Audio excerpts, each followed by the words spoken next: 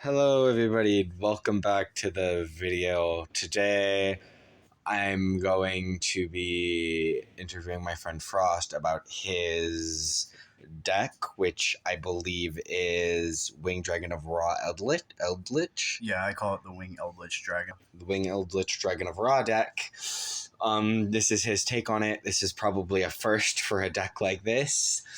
Yeah, I'm gonna hope so because I've looked all over and I couldn't find one. So Yep. Enjoy the video, and let's just hop right into what he runs and why he runs it. all right, so obviously you gotta run the 3 Wing Dragon of Ra's.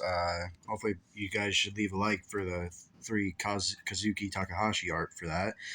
And well, since it's like the main monster of why would I not run it? And then next we're gonna run 2 sphere modes. I only have one as of now, so that was something I forgot to mention earlier. Is that this deck that I currently have is not complete, so I put in some filler cards. But so you're supposed to run 2 sphere modes because with Immortal Phoenix, it like just helps out cycle through Immortal Phoenix, sphere mode, and Ra itself. So. And then after that, of course, Immortal Phoenix, you're only going to want to run 1 copy of it because of the fact that it's kind of like Eldritch Golden Lord himself. It just cycles itself back to the field. And so, yeah. And don't forget to like and subscribe, and also turn on that notification bell if you want to see more Yu-Gi-Oh content.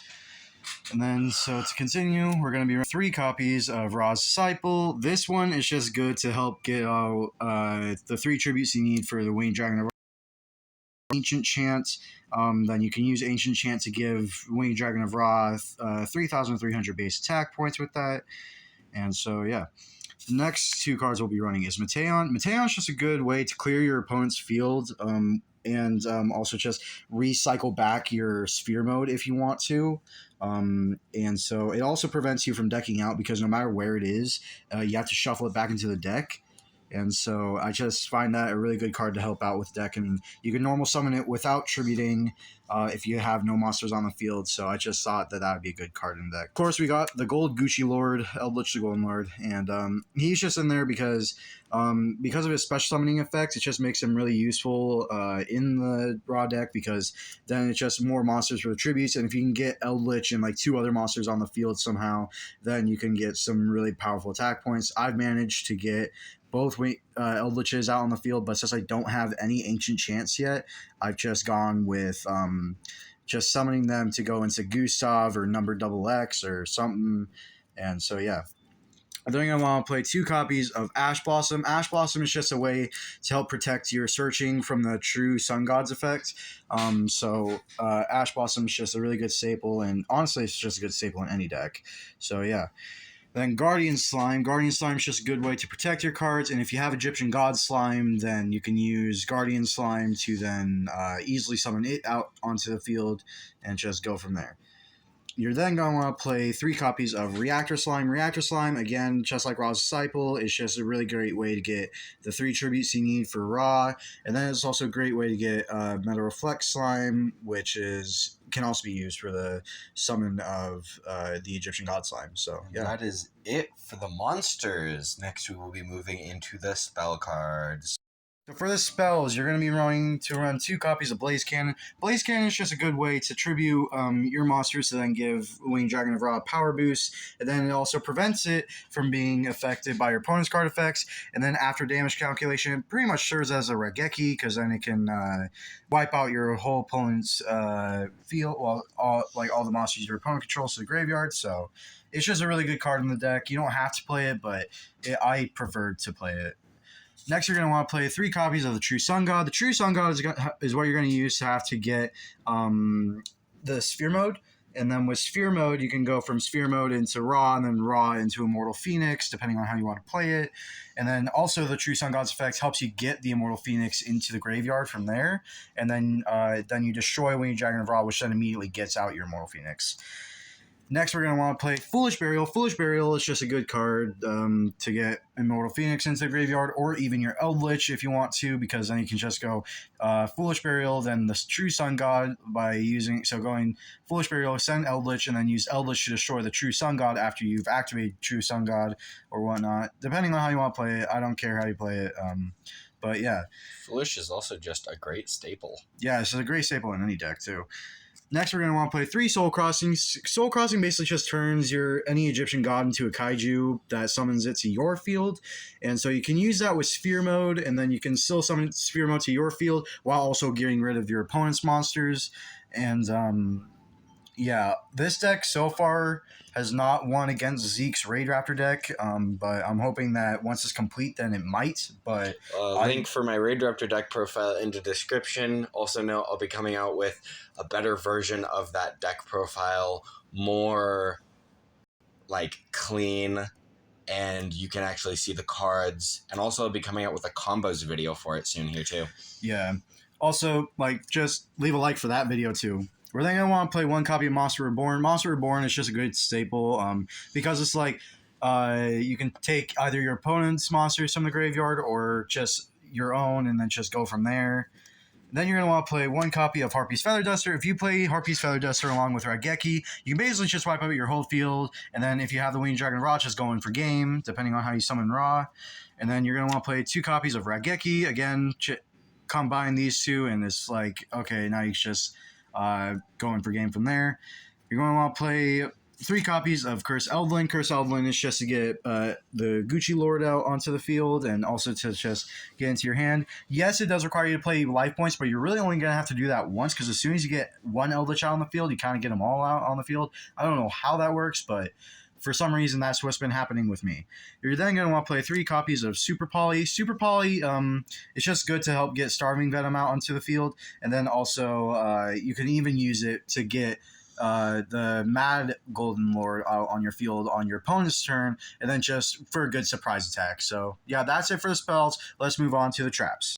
For the traps, you're going to want to play 2 copies of Hakiro. Hakiro is just good because if it gets sent to the graveyard, then you can banish it to then set an elixir spell or trap to your field, which from there just gets you the Golden Gucci Lord. And then also, if you control Eldritch Golden Lord, upon its summon, then you can banish 1 card from either graveyard, and so that can just really lock down your opponents who require a lot of graveyard effects, and so it's just a good card. We're then going to want to play 1 copy of Sun God Unification. Sun God Unification is just in there, it's not essential, but it does help out with getting your Winged Dragon of Ra full attack points. But then you can also use it to cycle through and keep getting more and more life points. Because if you use its effects and while having Immortal Phoenix in the graveyard, then you can tribute Immortal Phoenix or whatever one.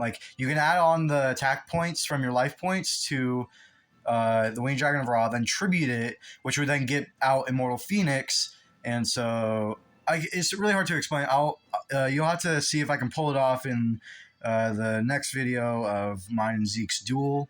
But yeah, we're then going to want to play Conquistador, 3 copies of Conquistador. Conquistador, again, is just like Hakiro, except when it gets summoned, we control the Golden Lord. Then you can destroy 1 card your opponent controls, but also you can banish it from the graveyard to then set an elixir spell or trap.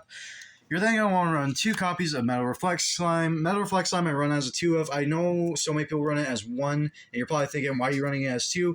I run it as 2 because if you do wind up playing 2 Egyptian God Slimes, it's just a really good card. Also, it special summons itself as a monster with 3,000 defense, so why not? Then, to finish things off, you're going to want to run 3 copies of Elixir of Scarlet Sanguine. Scarlet Sanguine is just a great way to be oh, you want to attack me? Why don't I just summon out Eldritch really quick, and then from there it's just you can go in for games. So yeah, that's it for the main deck, guys. Let's go in for the extra deck. Okay, so for the extra deck, guys, I'm currently running 1 copy of Mech Knight Crusader Avermax. Avermax you can replace with either Boral Sword or Access Code, but Avermax is just a good card that basically while this card is linked summon on your field, your opponent cannot target this card with card effects. Alternate monsters cannot target monsters for attacks except this one. Once per battle, during damage calculation, if this card battles a special summon monster, you can make this card gain attack equal to that opponent's monster's attack during that damage calculation only. If this link summon your graveyard by opponent's card effect, or no, by your opponent's card. I'm sorry. You can shuffle one card on the field into a deck. So that it's just really good with that effect. So that's why I'm running that. But pretty soon here I'll be running Boral Sword instead. So yeah.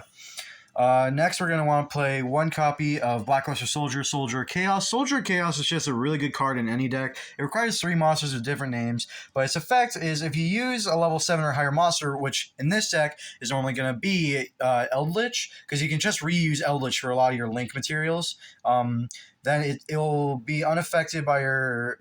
your opponent cannot target it with card effects, also cannot be destroyed by your opponent's card effects.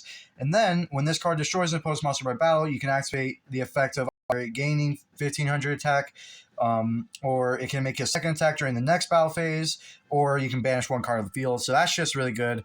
And obviously, you're going to want Unicorn, Cerberus, and Phoenix. Phoenix is pop spells, Cerberus just to get rid of special summon monsters, and then Unicorn just to spin cards.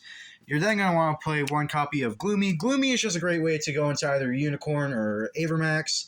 Also, it's just a really great way because if you can, say you're going against a branded deck. I did this once. I was going against a branded deck, and I managed to destroy my opponent's Guardian Chimera. And with Chimera being a dark monster, I use Gloomy to then special summon it to my field to then go in for game. So that one was pretty fun. You also tried that against me, but then that didn't work out a whole lot. It didn't work. Yeah, it didn't work out a whole lot because you have a lot of counters in your deck. Yes, I do. And so you're then going to want to play Abyss Dweller. Abyss Dweller is not one of the cards you're really going to use a whole lot, but it is good in the sense of, well, if you do manage to summon it, then you can be like, okay, now you can't really use your graveyard anymore. It's great against Dark World. It is good against Dark World, actually. And it used to be excellent against Tier Elements, which has since fallen. Not sadly, actually, because then it leaves more room for decks like this. Fair. You're then going to want to play one copy of number eldlech Utopic Dark Infinity. Is just a great way to increase your life points and take control of your opponent's monsters. So, and also it's got a base attack 4,000, so why not play it? Then you're going to want to play Sky Palace Ganger. Oh, I can never pronounce that name. Gangeridai. There we go. Basically, it's almost like it's. Oh crap! What was that card? Well, it's almost like Cerberus and Phoenix combined because this one it can just pop any card on the field, and then you inflict 1,000 damage to your opponent. But then I don't know. I'm not entirely sure if you can't attack the turn you activate this effect, or if it's just this card that can attack. But at the end it says cannot attack the turn you activate this effect. So I don't know. You'd have to ask your judge at your local tournament or look that up. Or ask it at regionals if you're trying to take this deck to regionals. If you take this deck to regionals, face me, because me and my buddy Zeke, we're planning on going to regionals here in a couple of years. Yeah, hopefully next year. Hopefully next year, and I'm gonna see if I can get that. I think there's a slip filled out, so then you can record. Yeah. I'm gonna see if I can get that slip filled out, so then I can record my experience. Yeah. And Gangadari is just a good deck card to use for Juggernaut Lieb. And speaking of Juggernaut Lieb, we're going to want one copy of Juggernaut Lieb. Juggernaut Lieb is just really powerful in the sense of you can special summon a rank 10 machine monster you control.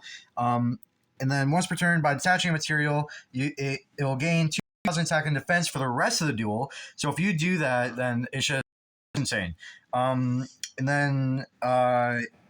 this card can make attacks on monsters up to the number of materials it has +1.